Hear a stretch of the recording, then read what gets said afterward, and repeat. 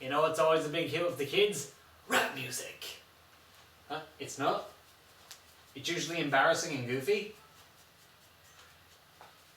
Irrelevant. What we're here to talk about today is the name of kids.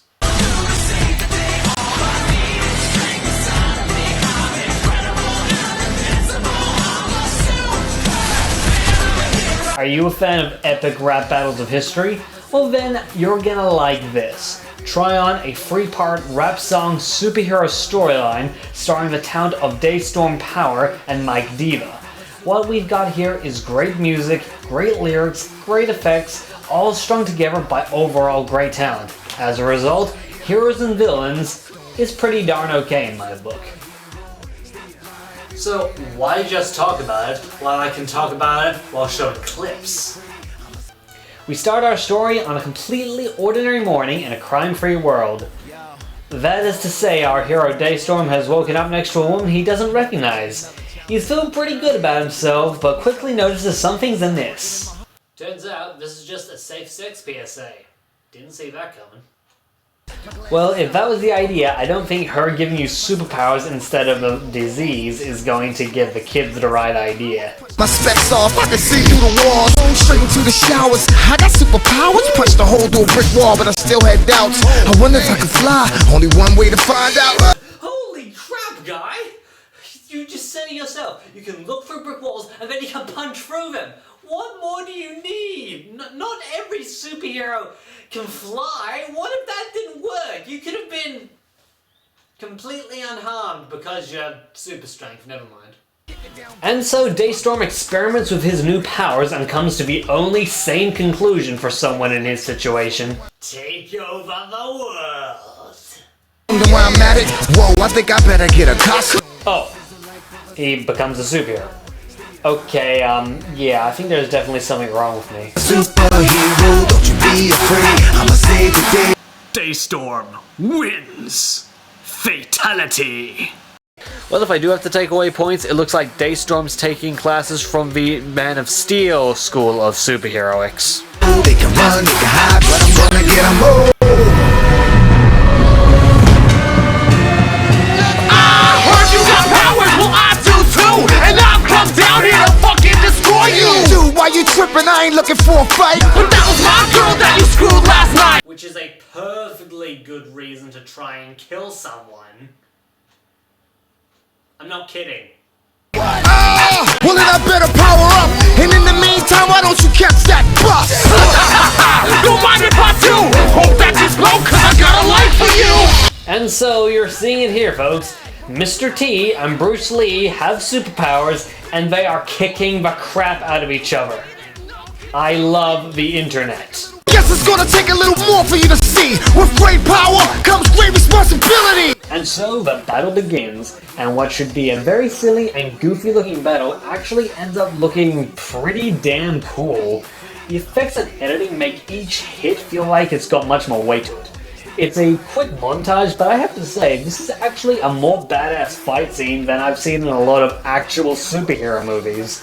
I have no idea how much money went into this video, but props to Mike Diva for his awesome effects work. And so the fight rages on until... You weak, pathetic fools! I come for your souls! I don't think so. Don't quote me on this, but I think Daystorm and Mike may be big Mortal Kombat fans. And that's the end of part 1. And hot damn was it cool. I guess I should say something about the music, but I'm not exactly what you'd call, music savvy. That is not a saying, you idiot! If I do have to leave a complaint though, some of the lyrics sound a little awkward. Bitch, I'm unstoppable! You keep playing it and I'll get top of you! But I guess that's almost unavoidable when you're doing a story like this for music. In my opinion, this applies to all 3 segments. Overall, I'm just kind of sorry I failed music class, otherwise I might have more to say on the matter. Part 2 picks up exactly where we left off, with our hero and our villain-turned hero facing up against Shao Kahn. Oh, Darth Vader? Nice Peter dressed as a supervillain? Yep, that's Nice Peter, the creator of ERB and half of its characters, as the villain. But why stop there? Let's give him Epic Lloyd as one of the evil henchmen, along with,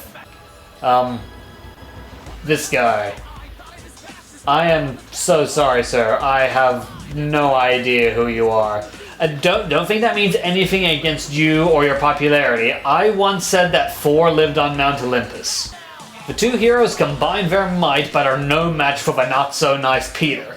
But props to them, they put aside their grudge and teamed up the second an actual threat showed up. Hell, Daystorm shoves Mike out of the way when Nice Peter attacks. Not 2 minutes ago, that guy was trying to kill you. And Mike isn't ungrateful either. Daystorm gets captured and he immediately goes to save him. Supervillains equal friendship. You should learn something every day, right? So at the evil lair, Mike shows up to completely clobber everyone in sight. Wow, yeah, he's really beating the crap out of them. Yeesh. Sure sucks to be those guys. Actually, I'm starting to feel sorry for these guys. I mean, look at him. He's tearing them apart.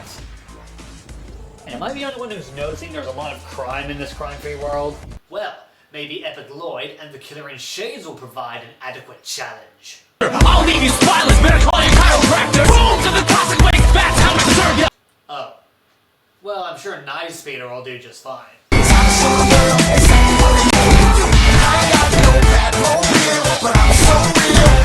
Or not. Weren't you an unstoppable giant before? Maybe you should have stuck with that. I'm just saying. And with his defeat, part 2 ends and the two heroes...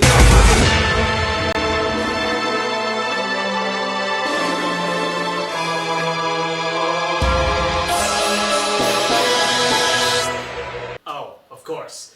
Mike, why did you think throwing him into a vat of toxic waste was a good idea? When has anyone ever died from that? You either get powers, or in this case become even stronger, or turn into a melty werewolf. This isn't rocket science. But the heroes learned their lesson far too late, as part 3 opens with the city in ruins, and apparently a lot more of the world beyond that. A newly empowered Lloyd is to blame.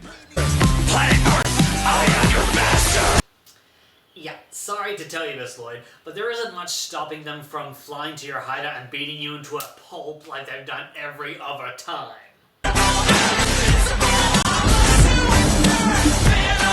Your skulls must be pretty thick to believe that you beat me. I got another trick up my sleeve. I'm gonna take you and wipe up the floor when I use my superpowers to absorb yours. Alright, except for that, I guess, whatever.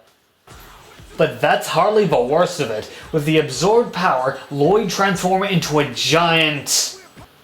that thing, and begins to really wreck the place. With a giant monster on the loose, there's only one way to deal with it. A Jaeger! No. Yes! No Pacific Rim. Bullshit. All about Pacific Rim bullshit. Pacific Rim isn't the answer to everything, man. Well, Tupac seems to think so. There is no fight that cannot be fought, and it also doesn't hurt to have a giant ass robot. Yeah, now it's time to kick some ass. I'm no expert, but that's a Power Rangers joke. So that would make it a Megazord? Ah, but it only has 2 pilots. Oh, fuck you, Tupac! So the final battle begins. And really, who doesn't love a good old giant monster fight? Monster Lloyd is actually a pretty cool look, and the robot... yeah, that's a red Optimus Prime mess, but the rest of the costume looks pretty good. And to top off what is already my favorite of 3 parts, the battle ends in a shout out to one of the best moments in cinematic history. Dig, but if ball out there, kick him in the dig. Beautiful.